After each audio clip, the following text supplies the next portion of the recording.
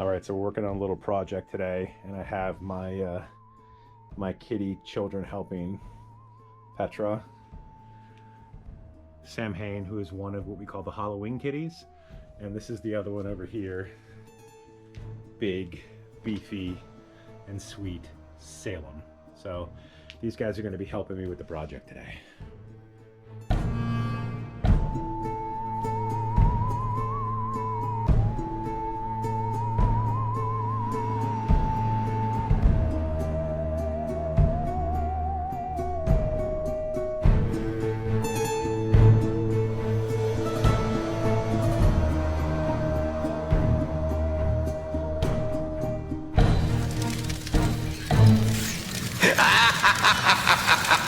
Hey everybody, hey guys, doing out there today? Welcome back to another episode of Halloween at the Manor. So right off the bat, I have to apologize. I'm currently editing this video and realized I lost the intro I shot, so I'm going to improvise.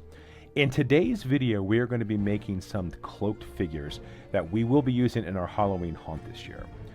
We're going to be repurposing all of these static clown props I built last year for our carnival. So basically going to be removing the clown costumes and the clown masks and turning them into these fine gentlemen here. Now, I cannot take credit for this idea. I actually saw another YouTuber, Alan Hobbs of Stiltbeast Studios, use this approach. To make the cloaks, Alan uses weed block fabric from either Home Depot or Lowe's as the material. You can buy a 3-foot by 100-foot roll at Home Depot for roughly $26. The brand that we are going to be using is Vigoro, V-I-G-O-R-O. You can use other materials as well, such as a canvas drop cloth, or I even thought of using black top sheets that you would use on bedding, but the weed fabric seems to be the cheapest way to go. For the faces of these props, I found these skull masks on eBay for about $10 a piece. They are latex, and if you wear them and speak, the mouth actually moves. They do run small though. They were very constricting and tight when Vanessa and I tried them on. However, you can use any mask you want though if you decide to make these for yourself. Now the first thing we're going to do is we're going to cut 2 long strips of this weed fabric to make the cloak. The size is going to depend on the height of your prop. I'm going to get into this more in a few minutes. Drape 1 strip so it covers the sides of the prop, and the other to cover the front and back of the prop.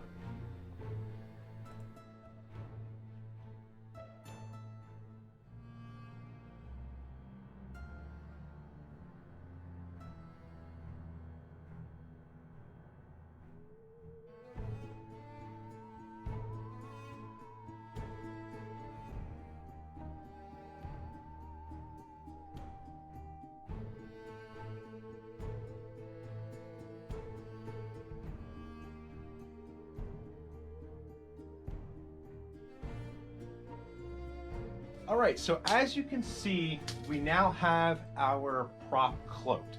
And what I ended up doing is,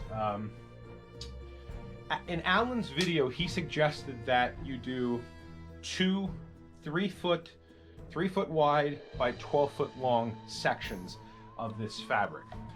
What I started to do is all of these props that I made last year are different heights. They're close in height, they're similar, but they're not exact.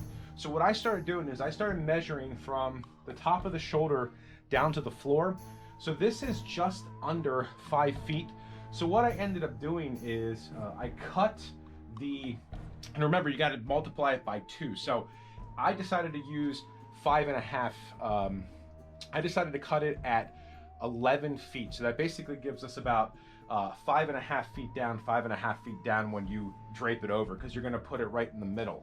So what I want is, and again, it's not going to look great right now, but once we get these in the ground, we're going to either push the fabric underneath the feet, or what I'll do is I'll put some staples underneath the feet so everything stays. But we basically want this thing, when we put this thing in the ground, to have these feet covered. We don't want anybody to see the feet. So that's kind of how we have it now. And then the next thing we're going to do is we're going to make the hood. So what we want to do for the hood is we're going to take the fabric and we're going to cut a 3 foot by 3 foot section, and then we're going to fold it over into a triangle and wrap it around his head here to give this a nice looking cloak. All right, so we have this 3 foot by 3 foot section here that I just cut. So what we're going to do is we're going to fold this at the two edges here to give it like a triangular look. And then all we're going to do is we're going to wrap this over his head and give him this really, really cool cloak. Now, what we're going to do now is we actually made 2 of these already. We started using Gorilla Tape to kind of tape some of this material down so it doesn't move. So I'm going to go ahead and do that now.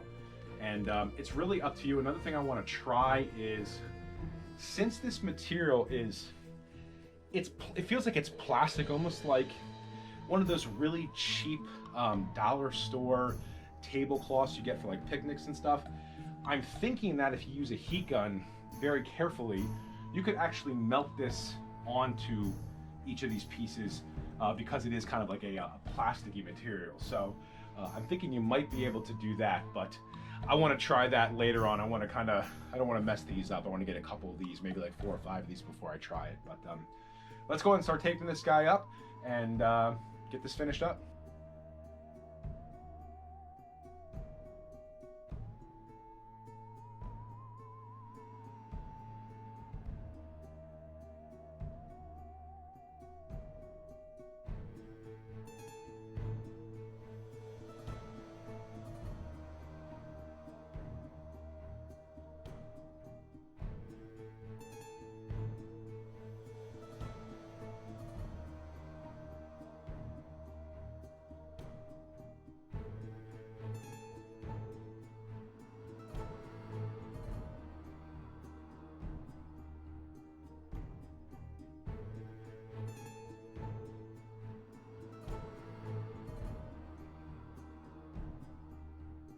All right, guys, so that's pretty much it for this one right here.